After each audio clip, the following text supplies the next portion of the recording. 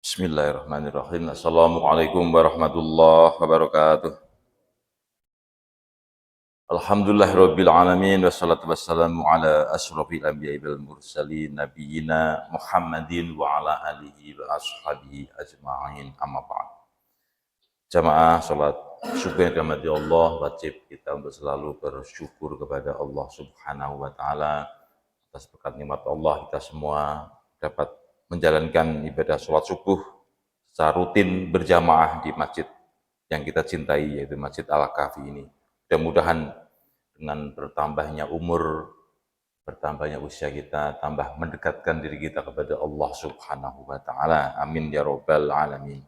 Jemaah sekalian, mengawali kultum subuh pada pagi hari ini, mohon izin kami menyampaikan dua hal. Yang pertama, bahwa insya Allah kita di hari-hari ini tetap melaksanakan ketika subuh, tetap memakai kunut, mendoakan saudara kita di Palestina. Kalau Bapak-Bapak perhatikan di media massa, sampai dengan hari ini, itu perang melawan Palestina masih terjadi.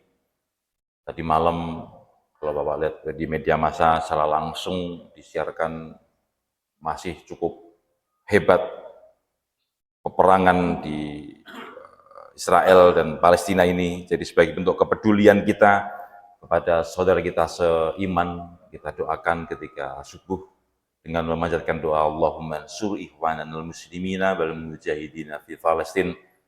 Tetap kita lantunkan. Yang pertama, ini perlu kami sampaikan karena ada beberapa jamaah yang mungkin karena terbiasa tidak memakai kunut, itu keberatan ke saya. Jadi perlu saya sampaikan bahwa ini kebijakan dari kami, dari DKM, sebagai bentuk kepedulian kita tetap mendoakan untuk Palestina. Jadi bagi Bapak yang mungkin selama ini subuh tidak terbiasa dengan kunut, ya mohon pengertiannya. Itu Bapak-bapak mau diem saja ya silakan, mau mengaminkan ya alhamdulillah, tidak masalah. Gitu jemaah sekalian. Jadi kita dalam hal masalah furu'iyah itu kita belajar untuk bisa bertoleransi, karena salah satu ciri orang yang berilmu itu ketika ada perbedaan pendapat itu tidak saling berkeras hati, tetapi bisa saling bertoleransi untuk masalah furu'iyah. Namun untuk masalah akidah, nah kita harus rela, seperti bagaimana jargon NKRI harga mati, ya kita ya berislam ya harga mati dalam berislam. Tapi dalam hal furu'iyah, ijtihadiyah, sebagaimana contoh tadi dalam hal kunut subuh, bilangan sholat tarawih misalnya, atau dalam hal urusan yang agama yang lain yang sifatnya itu furu, kita harus belajar untuk bertoleransi. Saya lagi, ini perlu kami sampaikan karena ada beberapa jamaah yang mungkin tidak terbiasa sehingga agak-agak keberatan menyampaikan ke saya. Jamaah sekalian, berikutnya yang kedua, untuk yang menjadi imam sholat subuh, itu saya minta tolong A.A. Deni. Jadi bapak-bapak mohon pengertiannya, bahkan kalau saya boleh minta itu maghrib dan isya juga sama A.A. Deni saja. Bapak-bapak, sebagaimana saya sendiri, saya merasa hafalan saya tidak banyak. Lagu, irama, saya ya gitu-gitu aja lah, untuk diubah jadi bagus juga nggak bisa. Satu juz juga belum tentu hafal. Kita harus merasa tahu diri. Itu yang paling penting, merasa tahu diri. Sudahlah, kita merasa segini-segini aja hafalannya, sudah kita pasrahkan saja kepada Deni. Ada juga jamaah itu yang ya komplain, namanya juga ketua DKM itu banyak menerima komplain. Kadang ya saya diamkan saja. Pak, kenapa Bapak itu yang imam kok pasti lagu bacaannya suatu itu aja yang dibaca? Ada yang seperti itu. Jadi sudahlah, kita merasa tahu diri saja, yang jadi imam biar Deni saja. Mau subuh, mau pas maghrib bisa, kalau pas, karena Deni ini tugas di koperasi, kalau pasifnya sedang libur, tidak masuk kerja, ya biar mengimami di sini. Jemaah sekalian, dua pengumuman itu yang perlu kami sampaikan. Selanjutnya, kultum pada pagi hari ini, jemaah sekalian, membahas tentang nasihat, saling menasihati, wa tawassaw bil haq wa tawassaw bis sabr, terkait dengan Insya Allah kita semua akan memasuki tahun baru miladiah 2025. Tahun baru ada dua jamaah sekalian. Yang pertama tahun baru Hijriyah, itu bulannya umat Islam sebenarnya, mulai dari Muharram dan seterusnya. Namun biasanya kita itu tidak begitu terbiasa menggunakan bulan Muharram. Kita lebih terbiasa bulan Masehi. Nah, bulan Masehi ini kalau dalam Islam namanya bulan miladiah. Artinya ya bulan yang dimulai dari kelahiran mungkin ya Nabi Isa atau Yesus tanggal 1 Januari sampai berakhir 31 Desember. Nah, kita sebentar lagi akan memasuki tahun baru miladiah, tahun baru Masehi. Ada beberapa nasihat yang mungkin perlu saya sampaikan. Yang pertama, jemaah sekalian, marilah kita senantiasa selalu bersyukur kepada Allah. Jemaah, jangan lupa setiap selesai sholat, dibiasakan kita membaca Alhamdulillah. Di antara zikir, bapak-bapak ketika sedang bepergian di tengah jalan, dia membaca Alhamdulillah. Sedang naik mobil umum, naik motor, jangan lupa untuk juga membaca Alhamdulillah. Selesai sholat, jangan langsung pulang, berzikir dulu, berdoa dulu.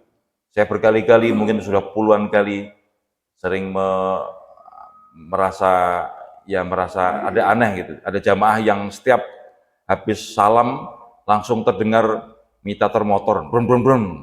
Kayaknya belum sempat pikir kok sudah langsung pulang buru-buru mau ngapain. Harinya juga hari Ahad, paling kerja juga sempatnya libur. Kalaupun mau olahraga kan juga masih kepagian jam segini.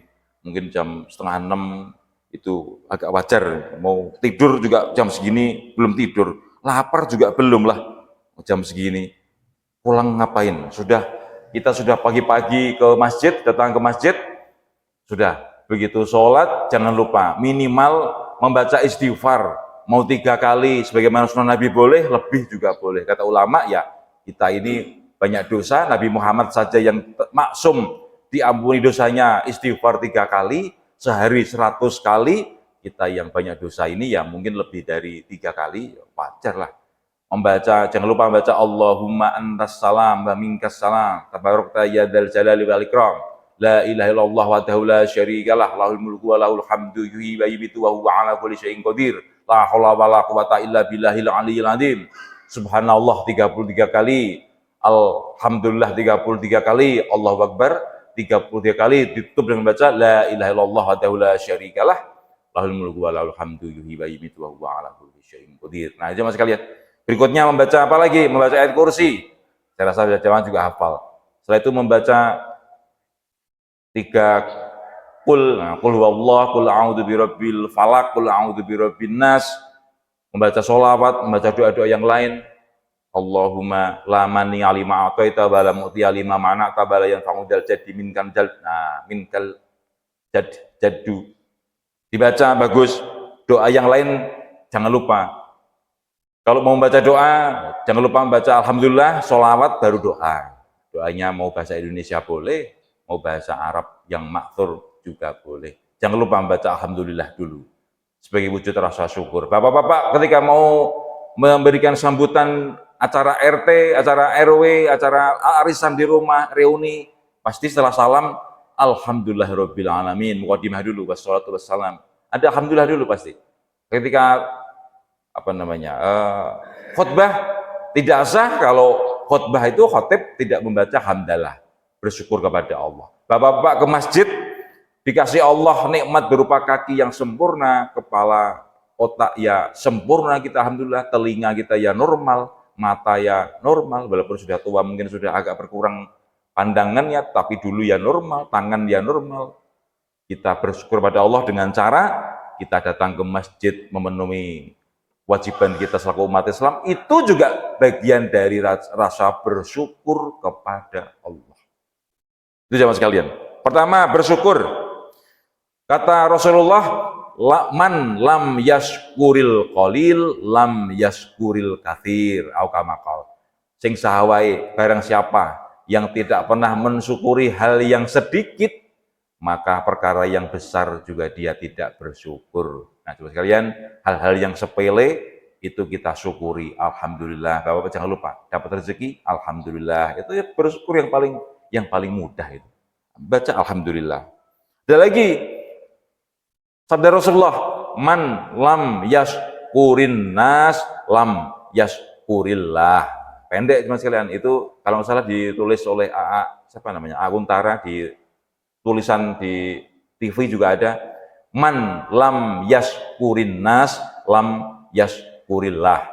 Barang siapa yang tidak pernah berterima kasih kepada manusia, maka dia tidak berterima kasih juga kepada Allah. Nah, teman sekalian, jadi kalau kita dikasih orang sesuatu, jangan lupa mengucapkan terima kasih.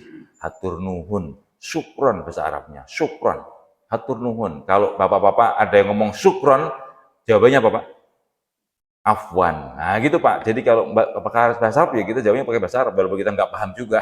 Artinya sama-sama. Syukron, jawabannya afwan. Hatur nuhun, sami-sami, terima kasih. Ya, bahasa jawabnya, kalau bahasa Jawa itu matur suwun. Nggih, sami-sami.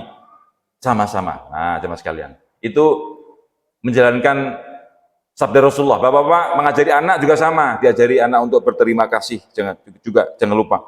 Jangan kita pelit untuk berterima kasih kepada orang lain. Yang pertama bersyukur, yang kedua teman sekalian, dengan mendekati tahun 2025 apa? Nasihat kita, nasihat kami. Mari kita tambah tua, tambah dekat kepada Allah, tambah rajin ke masjid. Kalau di rumah tadinya itu males-malesan ke masjid, semangat. Karena apa? Sudah tambah tua, jemaah sekalian. Orang tua, umurnya sudah 50-60 tahun. Kalau sholat subuhnya kok masih kesiangan jam 7, jam 8, dijamak sama sholat duha, hati-hati itu. Jangan sampai itu menjadi jalan kita itu tidak taat kepada Allah. Tambah tua itu biasanya begitu jam 4 sudah gelisah, pengen bangun, pengen ke kamar mandi. Itu Pak, itu alarm tubuh itu. Kalau sudah tua, biasanya seperti itu normalnya itu. Saya pernah punya cerita Pak, ada orang non-muslim Cina kebetulan, dari sorot matanya itu, datang ke kantor, ngeluh, Pak saya itu kalau jam setengah 4, jam 3 pasti bangun. Nggak pernah saya alarm Pak. Beliau sudah sepuh, sudah umur 60 tahun. Oh, saya sempat sadar, Bapak ini kalau dalam Islam harusnya begitu bangun jam 3 langsung sholat tahajud, ditambah sholat witir gitu. Tapi karena beliau ini, mohon maaf ya, karena non-muslim, ya mungkin cukup ke kamar mandi, habis itu nonton TV, nonton YouTube malahan. Masya Allah, itu jamaah sekalian. Jadi normalnya manusia, itu ketika sudah umur 50-60 tahun, itu bangun. Allah itu membikinkan alarm, langsung ke kamar mandi, ambil wudhu, sholat tahajud. Mau 2 rakaat boleh, mau 11 rakaat sama witir boleh, mau 23 silakan, nggak masalah. Mau berapa rakaat sholat malam, yang penting jumlahnya ganjil. Nah jamaah sekalian, 2 tambah 1. Kalau 11 kan mau 4-4-3 formasinya boleh, mau 2-2-2-2-3 ya boleh. Yang penting ganjil, namanya witir.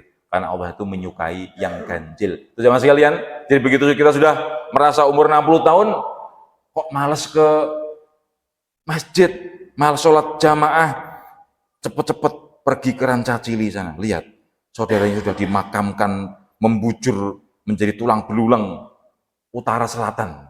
Kita masih sehat kok, ya males. Langsung, Bapak-bapak jangan lupa, begitu males, badannya itu males, sholat, langsung ambil motor pergi ke Rancacili sana Pak. Lihat, nanti kita akan menjadi seperti itu. Jadi kita harus semangat, mumpung kita masih sehat ya, pergi ke masjid sholat. Sama orang lain juga harus baik, jangan pendendam. Kok orang lain dimaafkan, kita juga jangan mendolimi orang, jangan mengambil hak orang. Makanya ada orang sudah sepuh kok masih korupsi, sukanya nyuri orang, barang orang itu. Ini mau jadi apa? Harusnya sudah tua itu sudah sadar. Yang dibawa mati dulu cuma kain kafan berapa lembar. Kok masih korupsi sekian puluh, ratus juta, sekian miliar, mau buat apa gitu. Yang dimakan dulu sekarang sudah kolesterol, asam urat, yang dimakan juga nasinya nggak banyak, paling cuma 1 piring. Sehari paling banyak 3 piring. Kok masih korupsi miliaran? Mau dipakai buat siapa? Nikmatinya kapan? Jangan sekalian, hati-hati, kita sudah tua, harus tambah dekat kepada Allah. Ketemu tahun 2025, kita harus tambah dekat kepada Allah, jemaah sekalian. Yang ketiga, begitu sudah tambah tua, ketemu tahun baru lagi, hati-hati jemaah sekalian. Apa nasihat dari kami? Tambah dekat kepada kematian, jemaah sekalian. Ini bukan menakut-nakuti, bukan. Ini hal yang wajar. Orang itu tambah tua itu pasti ya tambah takut mati. Bapak-bapak yang sudah sepuh itu begitu sakit, orang tua kita misalnya sakit panas itu langsung kepikiran, jangan-jangan ini nanti saya mau mati gitu Pak. Itu wajar itu. Orang yang cerdas menurut Rasulullah itu orang yang selalu ingat mati, Pak. Orang yang nggak pernah ikut mati itu tidak cerdas itu. Mana dalilnya? Tuh, saya bacakan sabda Nabi itu. Nabi itu pernah ditanya, ayyul mu'minina akyas. Ayu itu pertanyaan, Pak. Yang mana orang mukmin yang akyas, yang akyas itu isimnya isim tafdil, Pak. Artinya kalau nggak lebih ya paling. Orang mukmin mana yang paling pintar, orang mukmin mana yang paling cerdas? Kata Rasulullah, Rasulullah menjawab, aktsaruhum lil mauti dzikron.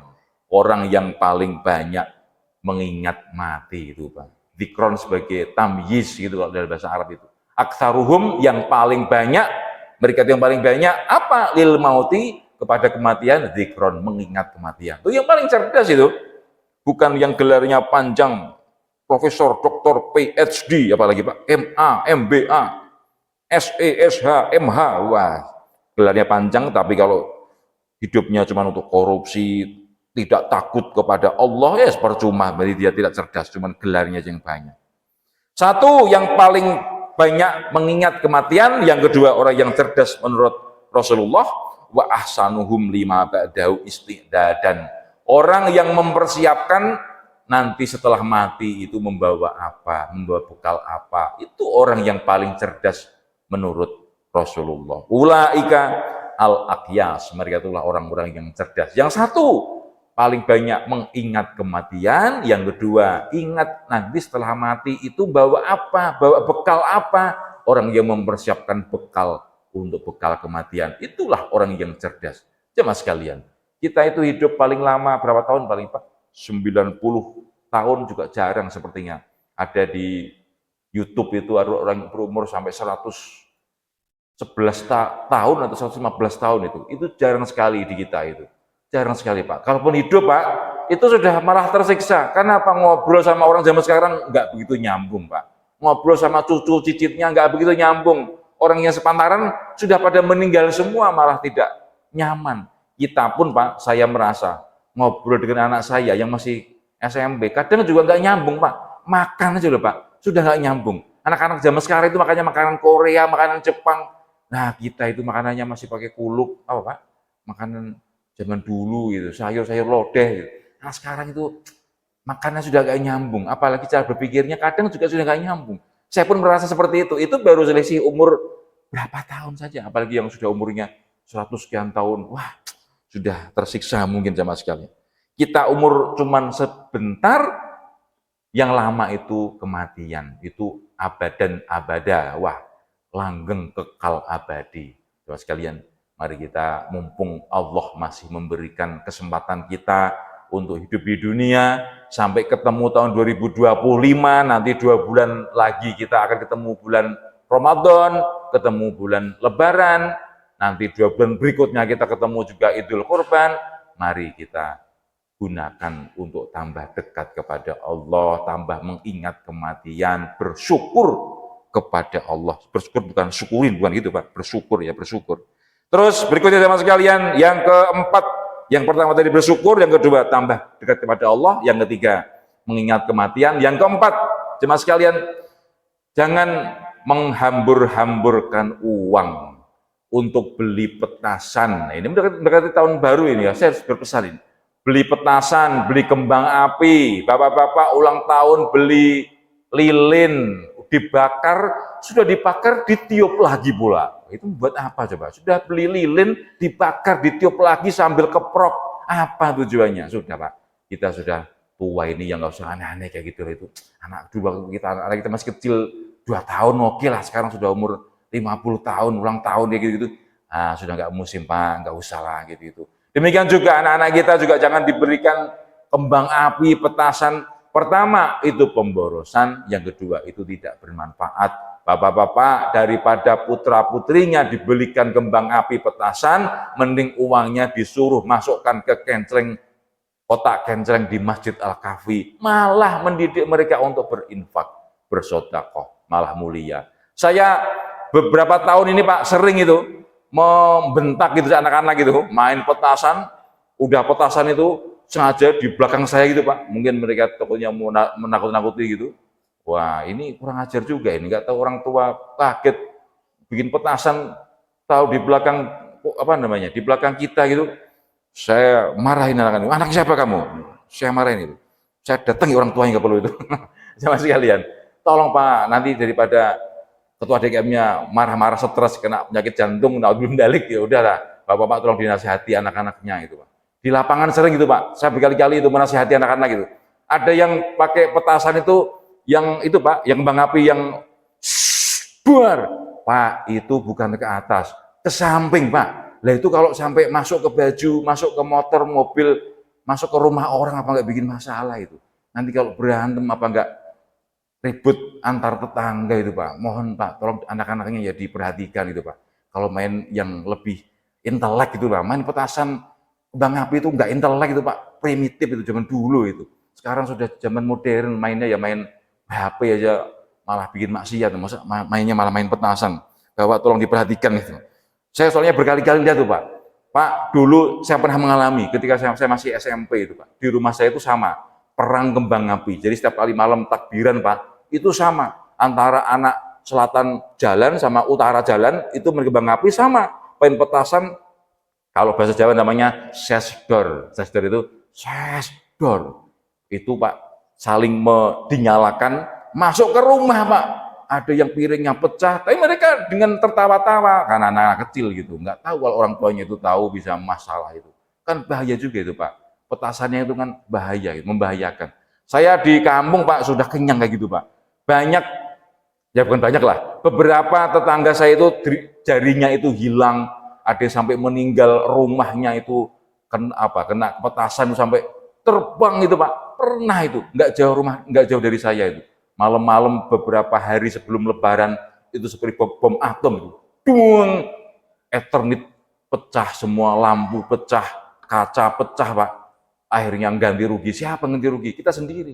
Orang yang meledak petasannya sudah meninggal, jemaah sekalian.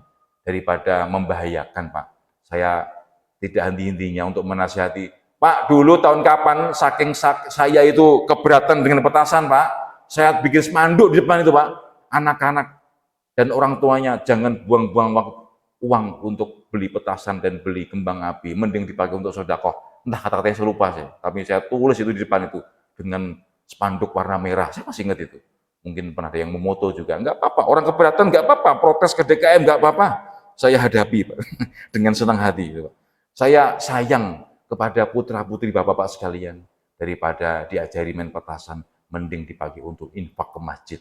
Pak, Islam mengajarkan, yadul ulia khairun min yadis sufla, tangan di atas itu lebih baik daripada tangan di bawah. Kalau anak-anak bapak dibiarkan main petasan, ya nanti tuanya ya kayak gitu, main petasan, tembak orang, tembak bini orang juga bisa-bisa. Mending kita jadikan anak kita anak yang solehah, rajin ke masjid, rajin sedekah, rajin infak. Teman sekalian, mudah-mudahan dengan beberapa nasihat tadi dapat memotivasi kita, mengingatkan kita bahwa itulah pentingnya kita sadar bahwa kita sudah tambah tua. Teman sekalian, demikian kultum pagi ini. Mudah-mudahan ada manfaatnya. Kalau ada kata-kata yang kurang berkenan, itu saya mohon maaf yang sebesar-besarnya. Aku qouli hadza fa astaghfirullah li wa lakum wa la'afu minkum. Wassalamualaikum warahmatullahi wabarakatuh.